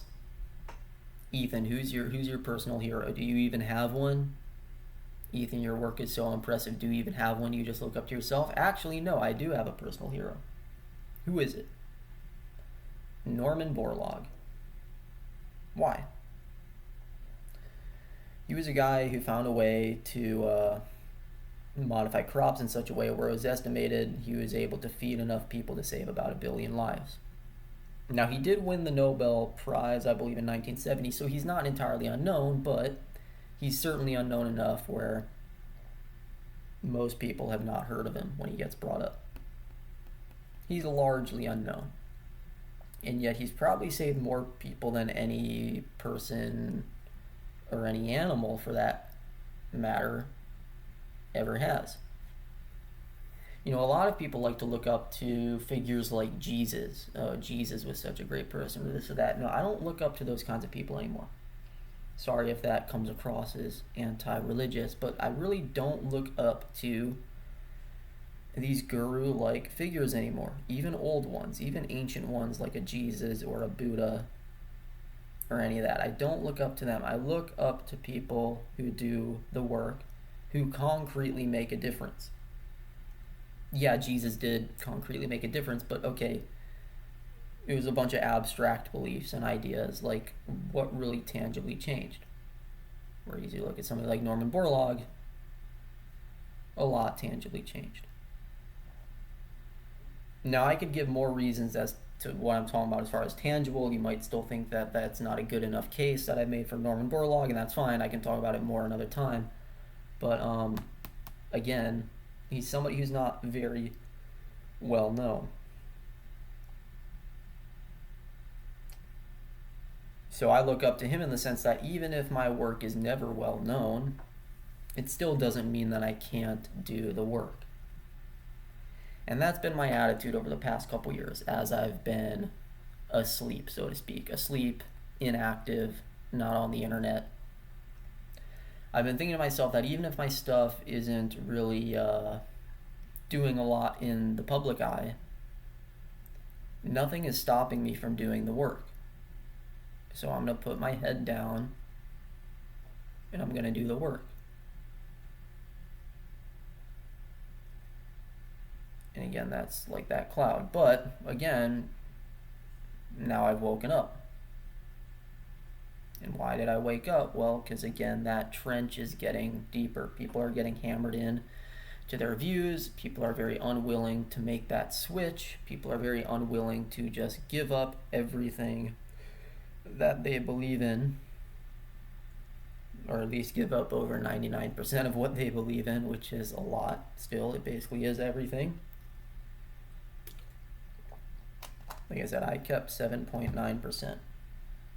I lost over 90% of what I had. I lost over 90% of what I was. Now, I guess the impact of that was eased by the fact that I've always had experiences that are very Zen, very Buddhist, very sort of anatta or no self-like. So I never really had a sense of I am this or I am that. So luckily, I didn't really lose a sense of, well, I was this and now I've lost what I was, but that's just a privilege that I've been blessed with. So it still was a lot of work, right? Again, you put your head down and do the work. And I keep trying to do that. Any other things that I still think are true, if I find out they're wrong, they're getting ripped off too. I'm going to reach down and rip them off my body, proverbially speaking, and I'm going to throw them away and not even look back. It can be hard, but it needs to be done. Most people are either not able or not willing to do it, which is a problem because that means that this trench between us is going to keep getting deeper. And I think the fact that it's getting so deep so rapidly is why I woke up. I think that's why I sat up in bed. I think that's what's going on. But how can you take care of that? How can you stop that gap from deepening? I don't know if I even can. I don't even know if I'm going to continue to make more videos after this one. Maybe I'll just go back to sleep. Maybe there's just this one video where, I haven't been active on here for a couple years and I'm not going to be active again after this either, right? Maybe this is it. I don't know. This isn't a promise that I'm going to do any more public content. I still don't really know. Again, I'm kind of rambling through this as I go. I still haven't figured this out. I'm kind of just figuring through it as I go. I have my head down and I'm working through it as I go. So I don't know what I'm going to do after this. I don't know if I'm going to try to work at that. I don't know. I guess I could at least ask myself what I would prefer to do if I did start making content again or did start offering more stuff publicly to people again. I guess if I were asked that question, I would say, yeah, I would like to try to do my part to stop this gap from deepening. Because the deepening of it not only has epistemic consequences, but those epistemic consequences have very real, very concrete, worldly consequences. Lively consequences. Again, even if the political violence is not getting worse, it still has consequences. There was that whole event back in, September, where Charlie Kirk got shot. Obviously, I did not at all like that he got shot. That was horrible, because you have to think of what gets left behind from that. Now let me just say this. Charlie Kirk's ideas, his content, his material, his teachings, so to speak, were not anything special at all. They were average at best. They were not good. They were very philosophically problematic. But Charlie Kirk, the person, he was a dad. He was a husband. We could sit here and talk about how good or bad of a husband or a father he was, but either way, now there's a family who is still grieving his absence. They did not deserve that. They deserve to have him with them. They deserve to have him come home every night. He did not deserve to get violently killed. So you see, you have to separate the person from the ideas. Even if you think their ideas are just like, look, dude, you're not saying anything special, go educate yourself more. Like, seriously, you're not doing anything more than average. Like even if you think that, people should not be getting killed. Right? Now, yeah, I'm not going to clutch my pearls. Obviously, there's going to be a minority of cases in which we would all agree that violence is necessary, but this is not even remotely close to one of them. Like, if we want to look at examples of cases where violence is necessary, like, look at, like, World War II. Like, okay, so when we invaded Nazi Germany, or was it Poland? God, like I said, I really got to learn more history. See, there's an area where I need to sit down and shut up. But anyways, you know what I mean, right? Like, look at what Nazi Germany was doing to people. You have to go in and brutalize them. There's no other way, unfortunately. If there were another way, we should be doing that. Unfortunately, realistically, there isn't, and there wasn't, so we couldn't. So yeah, obviously there's cases where violence is necessary. It is the solution. This is not one of those cases. But see, Charlie Kirk has not been the only victim of political violence here in the U.S. in the past year. Not even the only public figure. I mean, people are forgetting there's been, like, Democratic senators who have been brutally killed. Wasn't there one Minnesota senator or something who got, like, hammered to death or something? I'm trying to remember. There's been so many cases of it. And people are trying to make this whole thing of, oh, the left is violent, the right is violent. No. Both sides, whether they have good ideas or bad ideas, obviously I'm going to say the left has better ideas, the right has worse ideas, but the quality of your ideas does not stop you from committing violence, nor does it necessarily encourage you to commit violence. Yeah, obviously certain ideas can be of such a type that they explicitly encourage it. You know, like, it's hard to say, like, if we're going back to the example of Nazism, it's hard to say that Nazism doesn't explicitly encourage violence. So yeah, there are some ideas that are so bad that they encourage it, but bad ideas don't necessarily encourage it. And good ideas don't necessarily stop it. You can have very good ideas and still use them horribly. So this isn't about one side being more violent or less violent than the other, even if one side is more educated or less educated than the other, or more in line with truth or less in line with truth than the other. But see, then we move on from that political violence. Now we turn to what's been happening this year with the ICE raids and things like that. God, I could sit here and analyze that Renee Good footage for a full couple hours. And maybe I should in the future if I decide to make more public content, because that did not go correctly at all. And then now we also have a president who promised us he wasn't going to start any wars, who is now starting wars. And I am currently working at a gas station. Ethan, why are you working at a gas station? I'll get to that in a few minutes. But before I do, I get to personally, anecdotally, watch the prices go way up and have to answer to customers who keep asking me, why is it getting so high? Not all of them ask me that. A lot of them know. I live in Oklahoma. This is the reddest state in the country that I live in, and still, this very red Trump supporting state where Trump won all the counties, I have tons of customers now bad mouthing Trump to me. Just unprompted. It's not like I bring it up. It's not like I'm some leftist standing there working behind the counter. Hey, let's talk about these gas prices, huh?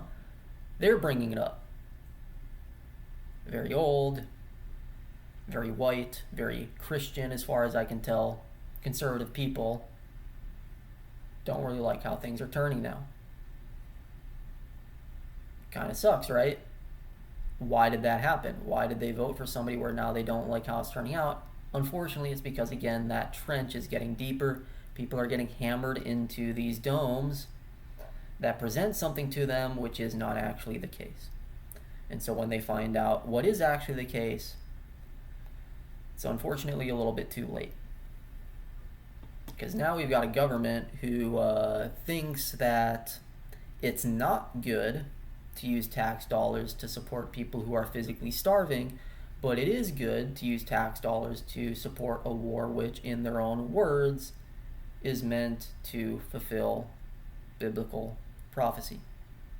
Why do we value abstract biblical prophecy and abstract belief systems over people who are concretely, tangibly having their own well-being forfeited right now? It's kind of ironic that we're a country of people who, to a large extent, a lot of people here hate socialism.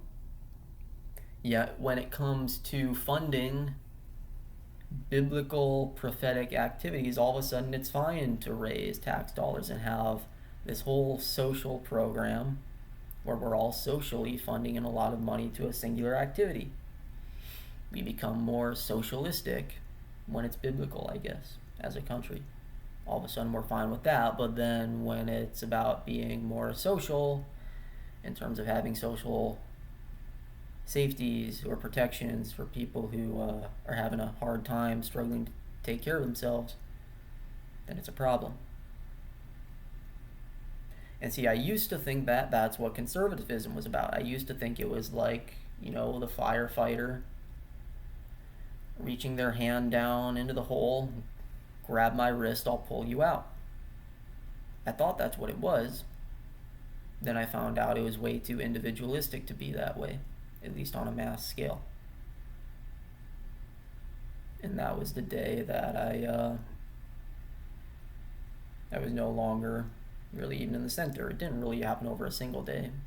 It was a long transition, but proverbially speaking. So anyways, what's my point here? What would I prefer to do if I do start offering public content or public material again? I would prefer us to be offering each other a wrist to grab. I would prefer us to actually work like a team, not just sit there and value your own individual beliefs to the extent of simply agreeing to disagree. I would like to see us work more like a team rather than just individuals. Now, does that mean I believe we should give up individualism? No. There's a balance. Our society is far too individualistic. We're way out of balance. Where's the collectivism? You cannot tell me that collectivism has no value. We need a balance. Which means if we want valuable, healthy collectivism, we need to be able to start working as a team. What does it look like to work as a team? Well, again, I was a gymnast, so I guess I can use sports as an example. Even though it makes me look like a meathead to be using sports as an example of this more deep epistemic stuff that I'm trying to talk about. But what does that look like? Well, here's the thing. On that gymnastics team, if we had to get up at 6 a.m. the next morning and do an extremely hard workouts and conditioning and strength training, so incredibly difficult that I kid you not, most people throw up their first time or pass out. Fortunately, I did not, but that's because I was privileged enough to have a couple of those college gymnasts coach me my senior year of high school, where we had a little bit of that harder conditioning, and I kind of got to work my way up to it. So fortunately, I didn't throw up, nor did I pass out, but a lot of people did their first time, even their first couple times. You got to get up the next morning at 6 a.m. and do that. Then you've got to go to class because you're in college. Do you want to do that? No. So why do you do it? Well, you do it to become a better gymnast, but is that the only reason you do it? No, you do it because you're helping your team. It can't just be an individual choice. You can't just say, oh, well, you can't make me. I'm an individual and I don't agree with your workout regimen, so I'm going to go do my own thing. Screw you. Or better yet, hey, I'll be mature about it. I'll shake your hand. We'll agree to disagree. No, there's no agreeing to disagreeing. You're getting your ass up at 6 a.m. and you're going to work out. Otherwise, you can find another activity to do. Now, is gymnastics that important? Not really. It's a sport. Sports aren't that important. So do you really need to get up at 6 a.m. and go do a workout? No, but if your goal is to work with this team and propel this team to a winning title, you're going to do it. If that's your goal, well, guess what? That's their goal too. Goals, well-being. Like I said about well-being earlier, it can look different from person to person, but most, if not all of us, have a preference to know what the truth is and to just simply know what's going on, because that's just what the truth is. Truth simply is what is going on, for lack of better terms. It's a little bit general, but it's good enough. It's sufficient enough for our purposes here. So if that's our goal, to find truth, why are we just agreeing to disagree? We should be working harder. Ask yourself, how many people do you know could sit down at a table? Let's say for just your average hyper-religious person, how many people could sit down at a table if they're like a Christian or whatever, could sit down, have a 40-minute discussion, stand up, be like, yeah, I'm no longer a Christian. You're right. None of my beliefs are supported. Almost none. Why? Because they value individualism more so than they value putting in the hard work of getting up and getting your ass in gear to accomplish this goal that we all have. And not only that, but what I'm saying right now sounds downright evil to them. Not only does it sound evil to Christians, it probably sounds straight up authoritarian to a lot of non-Christians. Because what I'm saying sounds very socialist and communist, not just in the sense that I was talking about earlier, but in a Soviet sense. It sounds like that, right? What I'm saying sounds very awful. But see, here's the thing. It's authoritarianism when you are pushing people to do something that does not accomplish their own goals or their own preferences for well-being. That is why a gymnastics team like the one I was on is not categorized as a cult, because we have the goals. A cult is when maybe you think the activities you're doing are going to lead you to your goals, but the leader is misinformed, or they're misguided, or they're just straight up lying to you. Either way, there's something that you're doing and that they're doing which is actually not going to lead you to where you're wanting to go. So you might think you're doing things that are allowing you to reach your goals, but they're not, because you're misinformed, the person guiding you or teaching you is misinformed, right? So cults can form unintentionally. People don't just always set out to form a cult deliberately. It can happen unintentionally. There's lots of people who are like, oh no, I'm not a part of a cult, because Ethan, we're just like what you just said. We all have this singular goal that we work towards. Okay, you have a singular goal that you think you're working towards. You think the stuff you're doing is helping you to get to that, but it's not. Because your group doesn't know what the hell it's doing. You're not informed enough. You need to sit down, be silent, and listen and learn before you talk. And you're not. That's why it's still a cult. So that's what makes a cult. That's what makes something authoritarian. if you're forcing people or pressuring people to do something that is not their goal, even if they think it is helping them towards their goal. That's the problem with authoritarian groups or authoritarian nations like the Soviets. But I did kind of hint earlier that obviously there is some things that a nation can get right, even if it's as corrupt as one like the Soviet Union was. Because guess what? For as much of the negatives and corruption that the Soviet Union had, as far as authoritarianism goes, God, how about those athletes, huh? How about those scientists? How about those physicists? You know, the Soviet Union had some of the best scientists, researchers, athletes in history. So much so that even here in America, where we make a literal trope out of demonizing the Soviet Union, we still have a complementary trope where they play the villain in every movie, where that's the theme. Right? I mean, look at Rocky IV. Who's the villain? Ivan Drago. What does Ivan Drago represent? He represents the literal thing that we saw from the Soviet Union. These pristine, almost superhuman athletes. Where the hell were those athletes coming from, right? They're like aliens. Well, no, it's not that they're aliens. It's that, again, they put their heads down and they do the work.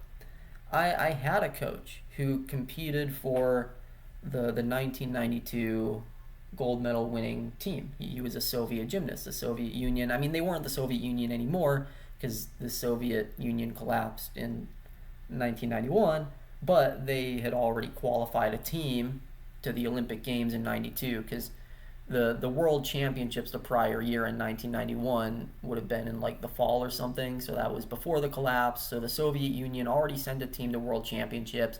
They already competed at that World Championships. They already qualified a team to the Olympics the next year. So they qualified as the Soviet Union, but then, oh no, the collapse happened because of all that corruption and authoritarianism that I talked about. Obviously, that all played a part. The collapse happened, and so now what do? Well, you qualified as the Soviet Union, but you're no longer the Soviet Union. So that's why they competed as it's called the Soviet Unified Team. Or United Team, right? They're no longer the Soviet Union, but they're competing together one more time that way. And I had a coach who was a part of that team. They won the gold medal. He won a gold medal on parallel bars. Right? Rustam Sharapov, if you want to look him up. Yeah, he coached me as a kid. He was one of my coaches. So, I mean, I know what went into those athletes. They were doing exactly what I'm talking about here. You don't get to say no. Not because we're pressuring you to do something against your goal, at least not in terms of gymnastics. Obviously, the Soviet Union was pressuring people to do things against their goals in other ways, which is why they were so corrupt in a lot of ways. But at least when it came to stuff like gymnastics and that team and their athletes, they were doing it in a healthy, productive way. You don't get to say no. You're getting up in the morning. You're working with us. We're gonna win. And they did. There were a lot of great Soviet athletes, not just in gymnastics, in a ton of sports. And that's what Ivan Drago represented. And think of all the other movies besides Rocky IV where it's the same thing. It's the same exact trope of like the extreme level of advancement that the Soviet Union has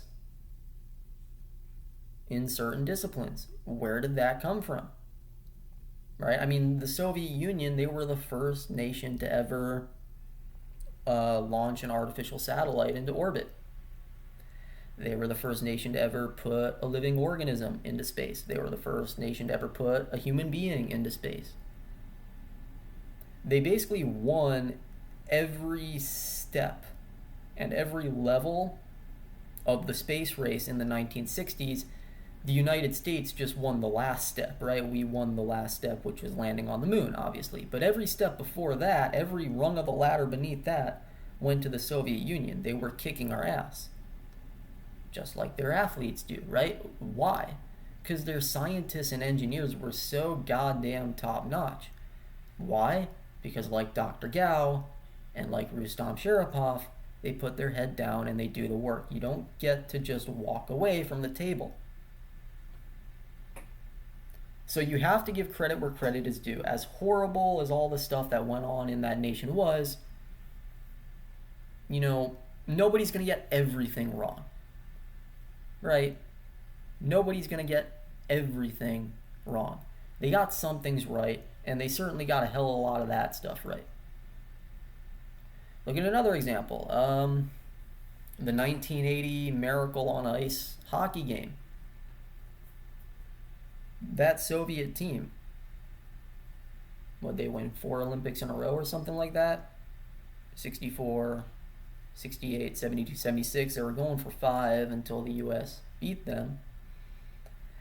That movie that was about that game, the movie called Miracle, came out in 2004. I loved that movie as a kid. I don't know how many of you in my audience would have ever seen that movie, because I think it's ironic, even though I live here in the U.S., I think I have more people in my audience from Northern European countries than I do from the U.S., which is ironic because all those Northern European countries like Sweden, Norway, Denmark, if you want to count Central European like Germany or the Netherlands, like all those countries collectively, or like Britain, all of them collectively still have a lower population than the United States does on its own. And yet I still think that I have more people in my audience from that region of the world than I do from the US. So I don't know how many of you would even know about the movie that I'm talking about. You might not even care, because it's just your typical kind of American story about, us beating the Soviet Union, right? It's that whole trope again. But why did I like that movie as a kid? I mean, I'm not like a super American-centered person. Obviously, I want to see America progress and do its best, but I'm not so America-centered like all the conservatives that I grew up listening to. I never really understood why it was always America, America, America. In my mind, it should be, yeah, okay, take care of America, but also wouldn't you want the world as a whole to be better? Like that sort of a thing. So I've never really focused my philosophy or my logic or my epistemology or my work exclusively around America. And I also never really watched hockey, so why the hell would I like a movie about American hockey and the single greatest moment in American hockey history?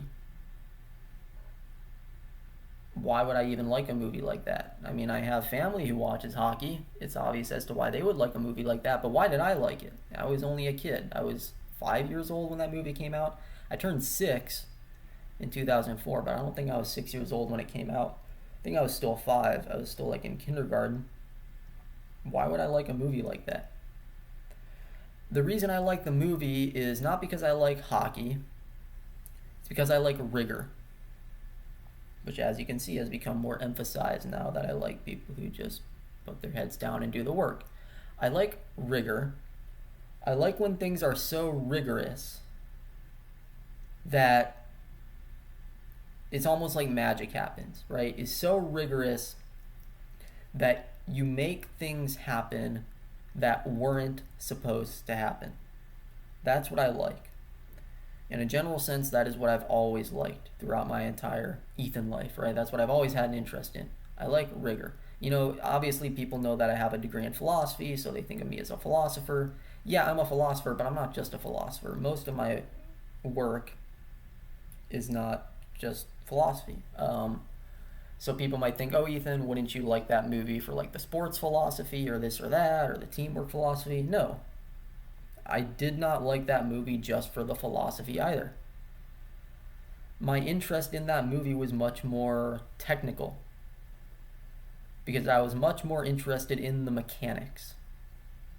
How was it that coach, Herb Brooks, took a team of college guys and made something happen that wasn't supposed to happen?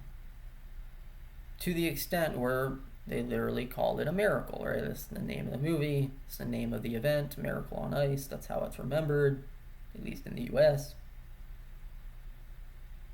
What makes magic like that happen? Something that shouldn't have ever happened, happened.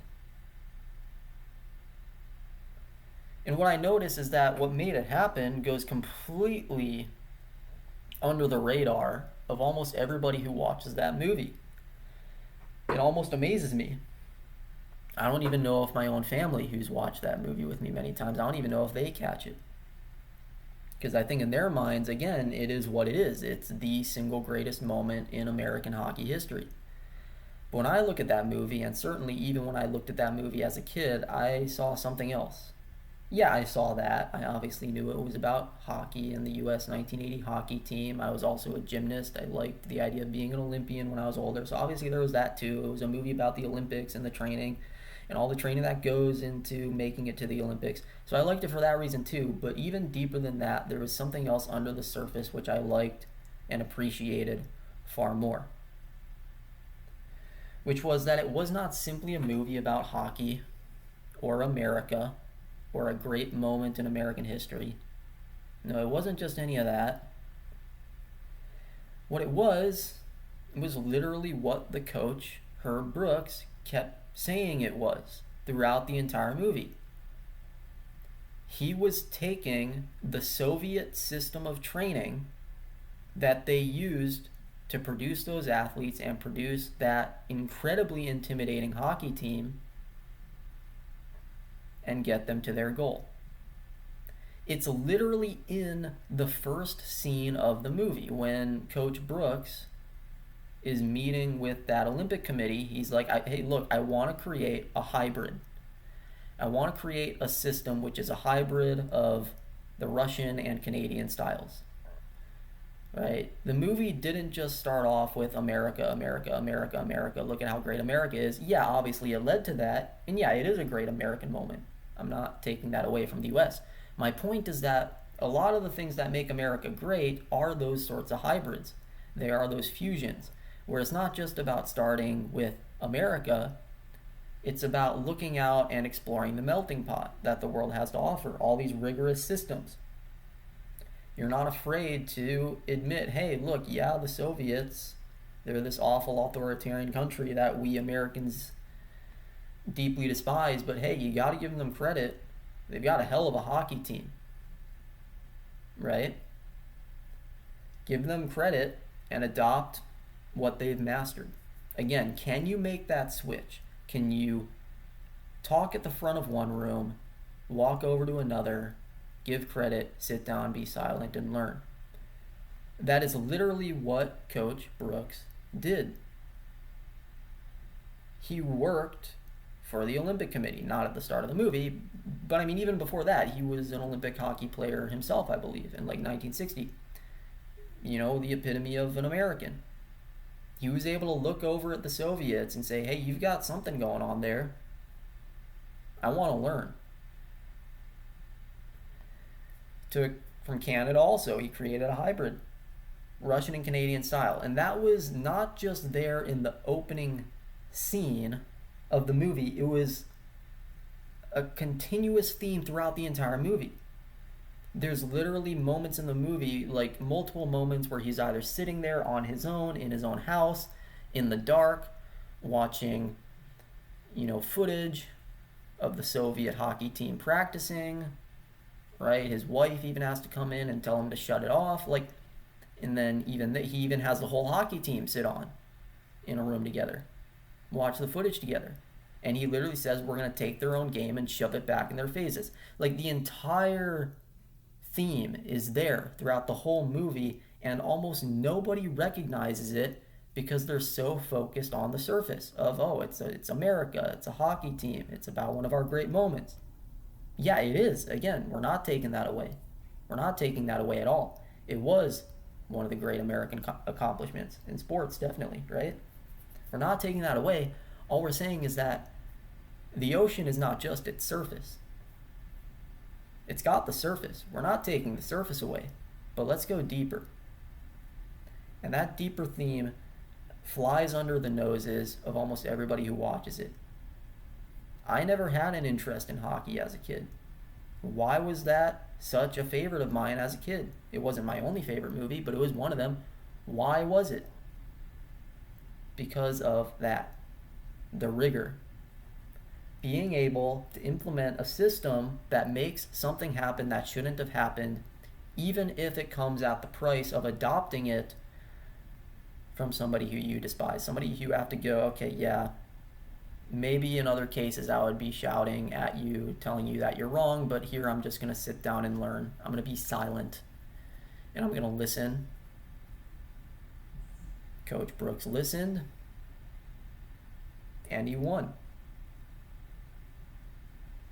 He made a miracle happen. That's a funny thing. It had nothing, well, obviously it had something to do with the athletes on the team, but there's a bunch of college kids. There's even a scene in the movie where they talk about a game between the Soviet Union, that same Soviet team who would go on to face the Olympic hockey team, the U.S. Olympic hockey team. They played against an NHL All-Star team, and they beat them, what, like 6-0 or something insane like that? The NHL players are obviously going to be more skilled on average than a bunch of college players. How is it that the NHL got their ass handed to them by the same team that those college kids beat at the Olympics? It's because, like Coach Brooks said in the movie, it's not just about getting the best players, it's about getting the right ones. And not only is it about getting the right ones, it's about creating a system that you can funnel them through, which creates some sort of emergent property, some sort of team dynamic where even if all those players on the team individually are worse than every single individual on the Soviet team, somehow you fit all those pieces together and the whole is better than the Soviets' whole. So it's like even if all the Soviet parts are better than each and every one of the American parts, somehow the American whole ends up being better than the Soviet whole simply because of the pattern that you create, right? It's like taking various pieces and creating a new shape out of it. Even if all the pieces are ugly, you can fit all those pieces together in such a way that the whole shape is more beautiful than another shape, which gets created with a bunch of pieces that are more beautiful. Right? The pieces of a shape don't need to be beautiful on their own in order to create a whole beautiful shape out of it. That was the genius of what Coach Brooks did. And that's what I liked about the movie. It wasn't just hockey. I liked the rigor. I liked that he was able to make that switch, that he was able to put something together such that it made something happen that shouldn't have ever happened. And in a lot of ways, I like to hold my work to that standard, especially for those of you who know about kinetic studies. You know how miraculous that stuff seems. How can you bring that sort of academic rigor in such a way that it shows you something that just simply is not supposed to be, and yet it is? That's magic. That's a miracle. That's what I like. But see, how many people would be willing to be a team like that, like they were in that movie? Not just in sports, but in their daily lives when it comes to epistemics. How many people would be willing to, have somebody tell them, right, like, what was the other thing the coach said in that movie? The name on the front, as in the name on the front of your jersey. The name on the front is a hell of a lot more important than the one on the back.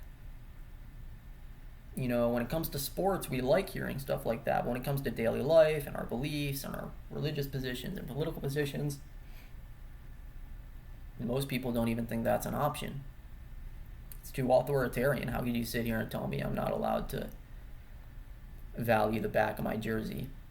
That I'm a Buddhist, or I'm a Hindu, or I'm a Muslim, or I'm a Christian. How dare you tell me that I'm wrong? I get to believe what I want.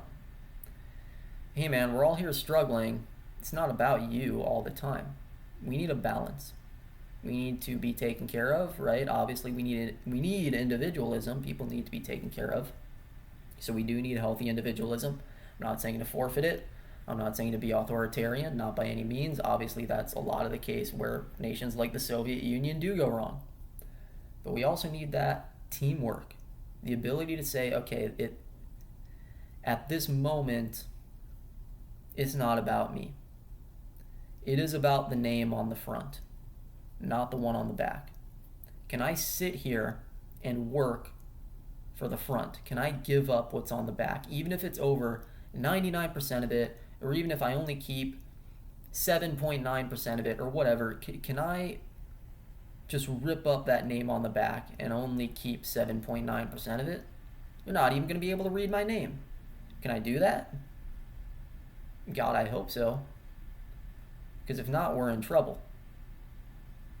And it looks like the trouble's getting worse, because that trench is getting deeper. Maybe that's why I woke up. So what am I going to do about it? I don't know. I really don't know. I don't know if there's anything I can do about it. Why am I working at a gas station? I told you I would answer that, so I guess I will. I'm working at a gas station because, there's no excuses. The skills I have are not skills that are conducive to having high job market value. I am just simply not employable. That's it. There's nothing else. Family and friends try to tell me, oh, you're so intelligent, this and that, you just need to network more. I know the kind of intelligence I have. I know the kind of skills that I have, and I know that it's not going to make me good at almost any of the jobs that are out there. Now, does that mean I'm unwilling to learn? No, I'm very willing to learn. I'm not saying that I'm not going to put my head down and do the work. I'll work very hard to learn the skills required for a job. But you've got to have a base there, and unfortunately, I am not very skillful. I am not very intelligent when it comes to the stuff that's valuable to getting those jobs done. So I end up where I end up. There's no employers for the skills I have. There's no businesses for it. There's no institutions for it. So you got to lean back on another skill outside of those skills, and seems like I don't have skills outside of those skills. I've got that pool of skills, which is a very large pool of skills, but not enough to make me good at a job, right? Or at least not as good as the average person. There are areas where I am below average. People here on my channel might tell me that's not the case, but no, it's the case. You can be very good at certain areas and then just below average at others. There are areas where I'm below average, so I end up in a below average position, and that's it. It's not any more complicated than that. So I just sit here and continue to do the work. I just hope that we can all do the work together before this trench gets so deep that, I would say before our own delusions start having physical consequences, but they already have. People are talking about World War III coming now. I don't know if it's true, but if World War III does come, it's not going to be because the political violence got worse, and it's not going to be because the gap got wider. It's going to be because the trench got deeper. So deep that we're hammered into our domes. And that's that. Maybe I'll see you all again. Maybe I won't. Who can say? Certainly not me yet, but until then, create a nice day.